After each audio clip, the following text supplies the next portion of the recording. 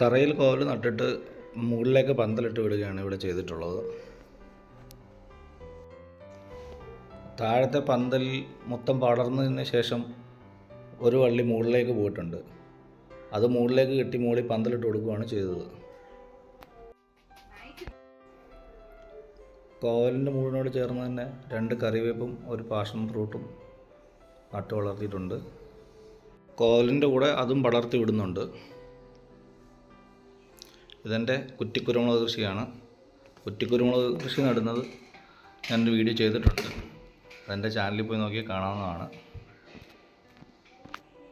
കോളിഫ്ലവറും ക്യാബേജും എല്ലാം വീട്ടുമുറ്റത്ത് തന്നെ നട്ടു വളർത്തിയിട്ടുണ്ട്.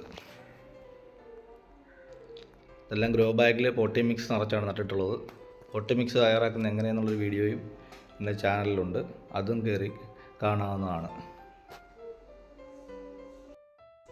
മുറ്റത്തെ കൃഷികളെക്കുറിച്ചുള്ള വീഡിയോകൾ എൻ്റെ ചാനലിൽ ധാരാളമുണ്ട്.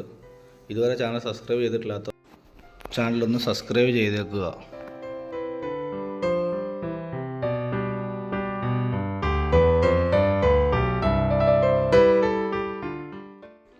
ഇത് മുകളിലത്തെ നിലയിലെ പന്തലാണ്.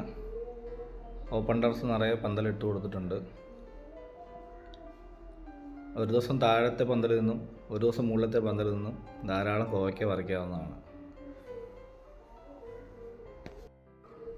അതുകൂടാതെ സായാഹ്നം ചെലവഴിക്കാൻ നമുക്ക് ടെറസിലൊരു തണലും കിട്ടും.